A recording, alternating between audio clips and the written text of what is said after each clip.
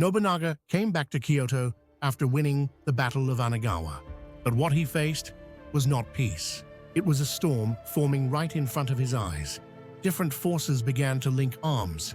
A nationwide Nobunaga encirclement was taking shape, and one of the most dangerous pillars inside that encirclement was the Ikko Ikki. The Ikko Ikki had brutal fighting power. They were not a normal army built around one lord.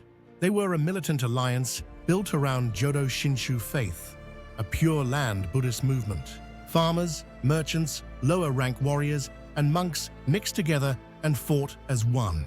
They were an armed faith community. Back in 1488, during the chaos after the Onin War, the Ikki rose in Kaga, present-day Ishikawa Prefecture. They drove out the existing ruler and built something shocking.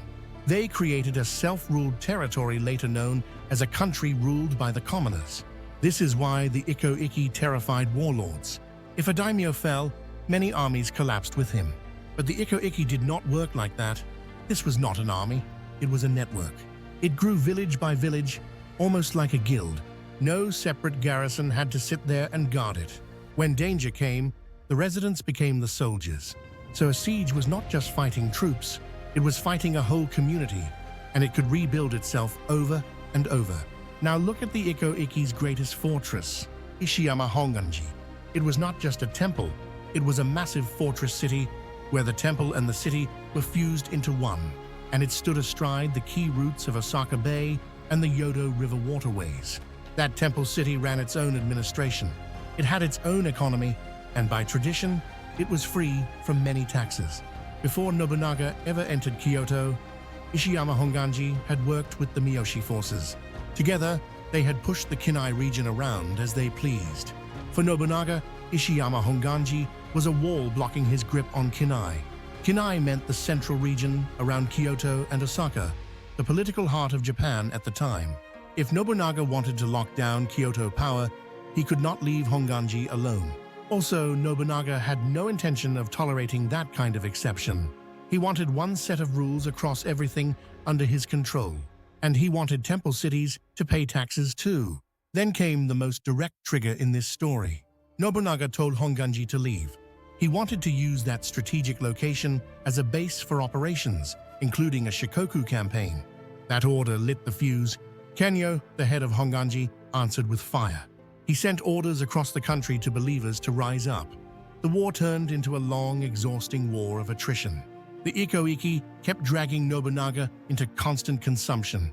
Nobunaga finally decided he had to hit the core. He attacked Ishiyama Honganji itself. Nobunaga tried to crush it fast. He pressed head-on, trying to pin it down and break it in one blow. But Ishiyama Honganji did not fall. At the time, Ishiyama Honganji possessed large numbers of matchlock guns. Behind strong defenses, matchlock fire poured out in terrifying volume. Nobunaga's assaults repeatedly failed to land a decisive finishing blow. His troops pulled back again and again.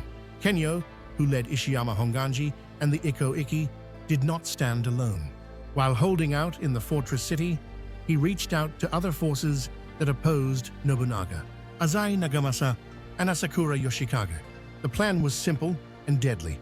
Honganji would keep Nobunaga locked in a siege, and while Nobunaga bled against those walls, Honganji would wait for allied armies to strike from other directions. This was how the nationwide Nobunaga encirclement hardened into shape, and then things got worse. To the northeast of Kyoto, on Mount Hiei, another enemy began moving. Enryakuji. Enryakuji was a massive Tendai Buddhist power from a different Buddhist school than Honganji. It was famous for warrior monks and armed influence. This was not a quiet modern temple. It was a political and military force that could decide roads, money, and war. Nobunaga warned them. "Stand with me," he said, "or at least stay neutral." But Enryakuji chose a side. They aligned with the Azai and the Asakura, and in doing so, they made themselves Nobunaga's enemy. Nobunaga allowed Catholic missionaries brought through Portuguese contact to preach. Nobunaga himself was an atheist, or at least openly dismissive of religious authority. He believed many powerful temples had become corrupt, hoarding wealth and influence while ignoring ordinary people. He wanted a counterweight, and he also tried to impose taxes on major temple powers, including Enryakuji. That triggered fierce backlash and ultimately turned Enryakuji into Nobunaga's enemy. Enryakuji was especially dangerous because of one brutal fact. It sat right behind Kyoto, like a dagger at the capital's back. If Enryakuji opened routes and support for the Azai and Asakura, Nobunaga could be hit from behind instantly. At the same time, Nobunaga was already struggling against Ishiyama Honganji. He knew he could not run two major siege wars at once, so he made a cold decision. First, Enryakuji. Ishiyama Honganji would come later. According to the Jesuit missionary Louis Frois, the monks on Mount Hiei never believed Nobunaga would truly dare to strike them. They trusted the mountain's sacred authority to protect them. And that was the moment their world shattered. Because Nobunaga did it anyway. In 1571, Nobunaga surrounded Mount Hiei. He launched a large-scale burning and killing operation. People fleeing down the mountain to escape fire were cut down. Some records even claimed more than 20,000 died that day. Nobunaga sent a message to all of Japan that day. There would be no sacred zone that stood above his rule. But the encirclement was only getting started. In 1572, disaster moved from the east. Takeda Shingen, called the strongest warlord of the age, turned against Nobunaga. Shingen had been allied with Nobunaga, and then he broke that bond. Shingen's move was tied to multiple motives and pressures. Shogun Ashikaga Yoshiaki could no longer tolerate Nobunaga's growing control. Yoshiaki sent Shingen a secret message urging a campaign against Nobunaga. And the timing mattered. Honganji, the Azai, and the Asakura were already forming the anti-Nobunaga structure. To all those forces, Shingen was the hammer that could finally crack Nobunaga. On paper, Nobunaga and Shingen were allied, and that connected Shingen with Tokugawa Ieyasu too. But Shingen and Ieyasu were never comfortable partners. They had agreed to split the collapsing Imagawa lands. The understanding was that Ieyasu would rule Totomi and Shingen would rule Suruga. But the promise did not hold cleanly. As Shingen's army drove out the Imagawa, momentum carried his forces into Totomi as well. That created clashes with Ieyasu's side. No proper apology repaired the damage. The relationship turned bitter and uneasy. In that situation, Shingen wanted Nobunaga to break with Ieyasu. Nobunaga's response stayed lukewarm. And I think Shingen could no longer ignore what Nobunaga was becoming. Nobunaga was expanding fast after taking the center. To Shingen, that probably looked like a threat, growing too large to leave alone. Shingen marched west toward Kyoto. This was Shingen's westward campaign toward the capital. To reach Kyoto, Shingen had to pass through Mikawa, Ieyasu's territory. At that time, Ieyasu was still building his power. He was strengthening Mikawa and expanding carefully as the Imagawa weakened. He was starting to believe his era would come. Then the strongest warlord of the age came marching toward him. Nobunaga was overwhelmed by multiple fronts and could not personally move, but he could not abandon his ally, Tokugawa Ieyasu. So he sent reinforcements. Ieyasu's forces, with Nobunaga's support, totaled about 10,000 men. Shingen marched with about 27,000 men. Ieyasu prepared to defend at Hamamatsu Castle, but Shingen seemed to ignore him and continue west toward Kyoto. Ieyasu's Kashindan felt relief, but Ieyasu reacted differently. He saw Shingen's behavior as disrespect. Ieyasu still carried confidence from earlier victories, so he rode out of the castle and chased Shingen's rear. Ieyasu wanted to hit Shingen's marching column and wound him before he ever reached Kyoto, but that was exactly what Shingen wanted. It was bait. Shingen's scouts were excellent, and they tracked Ieyasu's every move. Shingen waited for Ieyasu in the right place. The armies collided on the plain of Mikatagahara. Ieyasu expected Shingen to hesitate. Shingen did not. Shingen stopped calmly, deployed instantly, and accepted battle. The result came fast. In about 2 hours, the battle was decided. It was a crushing defeat for Ieyasu. Shingen's army moved at a different level. Orders fell, and formations shifted with terrifying speed. Cavalry wrapped around. Infantry pressed forward like a wall. The terrain also favored Shingen. Mikatagahara was wide, open ground. It offered long sight lines and room for cavalry deployment. It was the kind of battlefield Shingen loved. For Ieyasu, it was a field with nowhere to hide and nowhere to run. From Ieyasu's perspective, it was a battle he should not have taken. When Ieyasu's men broke and retreated, Shingen chased without hesitation. Ieyasu was pushed to the edge of death. One man saved Ieyasu. Natsume Yoshinobu wore Ieyasu's armor to draw pursuit and confuse the enemy. He died in Ieyasu's place, and that sacrifice helped Ieyasu survive. There was bitter irony in that moment. In the past, when an Ikko Ikki uprising erupted in Ieyasu's lands, Natsume had joined the rebels. Ieyasu crushed the uprising, but he forgave Natsume. Later, Natsume repaid that mercy with his life. There is also a famous story passed down about Ieyasu's terror. It is said that as he fled in panic, he soiled himself on horseback. When a subordinate noticed something on the saddle, Ieyasu snapped, "That is not poop, it is roasted miso."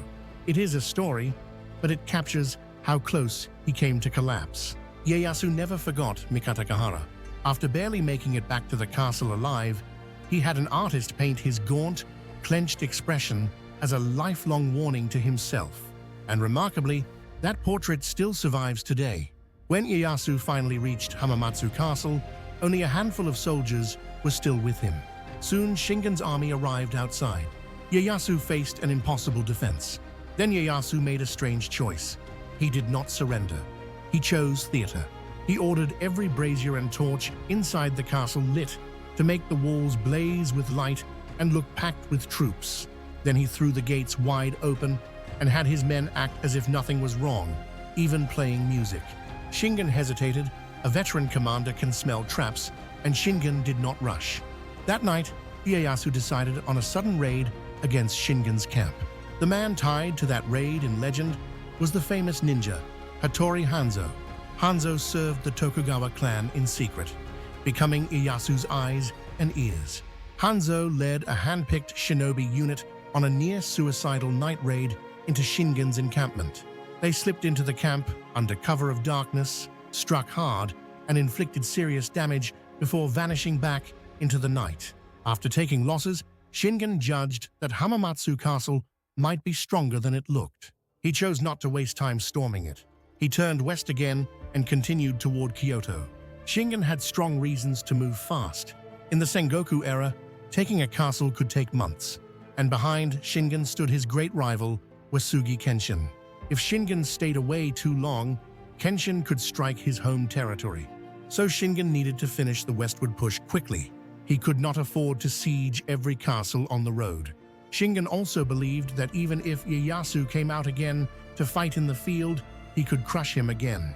Shingen's army was stronger, and his scouting let him read enemy movement fast.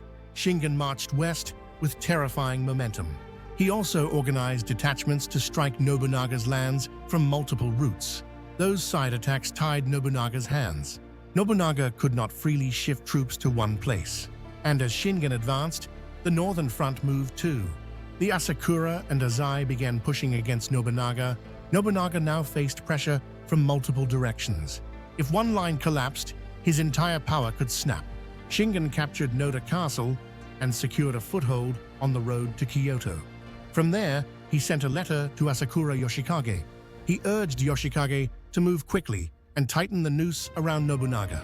Then Yoshikage did something baffling. He stopped marching. Heavy snow and exhausted troops, he claimed. Shingen exploded with anger. He pressed Yoshikage to redeploy at once. Message after message went out. Asakura Yoshikage still did not move. No one knows the exact reason Yoshikage refused. People often point to Yoshikage's cautious, anxious personality. He had hesitated before too, even when asked to move toward Kyoto in earlier moments. It is possible Yoshikage feared this. If he marched now, and Shingen later stalled or failed, Nobunaga would come for Yoshikage's head next. It is also possible Yoshikage feared another outcome. Even if they beat Nobunaga, Shingen could take Kyoto and become the next, even more terrifying master of the center. Then fate intervened. Even as Shingen kept marching toward Kyoto, his health collapsed. After the Noda Castle campaign, he began coughing blood repeatedly. His chronic illness worsened. They waited for recovery, but it did not come. In April 1573, Shingen's army decided to retreat back to Kai. During that retreat, Shingen died at the age of 51. Before dying, Shingen is said to have ordered that his death be kept secret for 3 years. He feared the Takeda house would collapse the moment the truth spread. Kagemusha, directed by the legendary Japanese filmmaker Kurosawa Akira, was made with the death of Takeda Shingen as its backdrop. It is widely known as a masterpiece, but personally, I found it slow and a bit boring. Years later, Tokugawa Ieyasu was said to have summed up Takeda Shingen like this. Takeda Shingen was the man I feared most. At the Battle of Mikatagahara, he crushed me completely. I ran for my life, so terrified that I even soiled myself on horseback. And that is the strange truth. My fear came with respect. He showed me what it means to govern the people with the right heart. He showed me the mindset you must carry when you step into battle. He taught me patience and the power of waiting. That defeat became one of the greatest lessons of my life. Takeda Shingen was my true teacher. For Nobunaga and Ieyasu, Shingen's death was pure fortune. And here comes the painful what if. If Yoshiaki had moved together with Shingen in that critical moment, Nobunaga might have been finished. And if Nobunaga fell, Yoshikage might have had a path to become a major power in Kyoto. Instead, Yoshikage did nothing. He let a gift from the heavens slip away. Not long after Shingen died, Kyoto saw another shock. Shogun Yoshiaki rose in rebellion against Nobunaga. At the moment he rose, Yoshiaki only knew that Shingen had smashed Ieyasu at Mikatagahara. He did not know Shingen was already dead. Yoshiaki believed Shingen would soon crush Nobunaga from the east. So Yoshiaki planned to attack from the center and trap Nobunaga between two fronts. For Yoshiaki, Shingen looked like the better bet. From his point of view, Nobunaga was being surrounded by enemies. Shingen looked like the unstoppable hero who would restore the old order. Shingen was already gone, so Yoshiaki's uprising was nothing like the threat he expected. Nobunaga crushed the rebellion with ease. Yoshiaki was driven out of Kyoto, still holding the title of shogun on paper. But in reality, the Muromachi shogunate was finished as a functioning government. After being expelled, Yoshiaki wandered from region to region. Eventually, he relied on the Mori clan in the west. He even named Mori Terumoto as a deputy shogun and tried to revive the shogunate through Western support. But Yoshiaki could not create real national impact anymore. The Mori clan did not pursue dominance in Kyoto. They focused on protecting their own domain above all else. And unlike many great names of the era, the Mori did not vanish. Their line survived into the Edo period as the rulers of Choshu domain. With the shogun removed from Kyoto, Nobunaga could have taken that seat if he wanted. But he did not become shogun. He even stepped away from high court rank without hesitation. Nobunaga had held the title Udaijin, Minister of the Right, one of the highest court posts. Then he abandoned it as if it meant nothing. Nobunaga believed symbolic titles were not where real power came from. He focused on military strength, economic strength, and direct domain control. That was the most Nobunaga thing possible. In September 1573, with his position in the center strengthened, Nobunaga marched north with about 30,000 men. He targeted Asakura Yoshikage. In the Sengoku era, a daimyo who froze at the decisive moment could not keep the support of his Kashindan. That was exactly what happened to Asakura Yoshikage. His Kashindan lost faith, and many of them betrayed him, opening roads for Oda Nobunaga. Yoshikage could not even fight Nobunaga head-on. He fled and hid at Rakubo Kinshoji. Even the relatives he relied on chose Nobunaga instead. Nobunaga's troops soon surrounded the temple. With nowhere left to run, Yoshikage ended his life by seppuku. Seppuku meant ritual suicide by a warrior, usually to avoid capture and die on his own terms. Nobunaga then wiped out Asakura's house. The Asakura clan vanished from the Sengoku stage. With the Asakura crushed, Nobunaga moved at once. He marched straight for Omi, the land of Azai Nagamasa, his own brother-in-law who had betrayed him. The Azai could not close the gap in strength. They kept losing, battle after battle. Their last stand was Odani Castle. Nagamasa felt it instinctively. The end was closing in. He also knew this truth. Nobunaga would never forgive a betrayal like his. Nagamasa persuaded his wife, Oichi, Nobunaga's younger sister, to leave the castle with their 3 daughters. He sent them to Nobunaga's side. Oichi was famed for her beauty. Some even called her the finest beauty of the realm. And a story says this: the moment she stepped out through the gate, soldiers on both sides stopped. For a heartbeat, the fighting went quiet, and everyone simply watched her in silence. It is a tale passed down, but it shows the aura her name carried. After sending his family away, Azai Nagamasa took his own life by seppuku, along with his father. He was only 29. After the Asakura clan fell, the Azai clan was next, destroyed by Oda Nobunaga. Nagamasa's fate turned on one decision, one choice, and everything changed. Then came one of the darkest scenes tied to Oda Nobunaga's name. After the victory, Nobunaga held a celebration banquet. It is said he had the skulls of Asakura Yoshikage, Azai Hisamasa, and Azai Nagamasa lacquered and gilded. He then used them as drinking cups, enjoying the feast. Historically, Nobunaga was unquestionably brilliant, but he also carried a cruelty that people still struggle to understand. If you enjoyed this episode of our Sengoku series, make sure to drop a like and subscribe, and let me know your thoughts in the comments.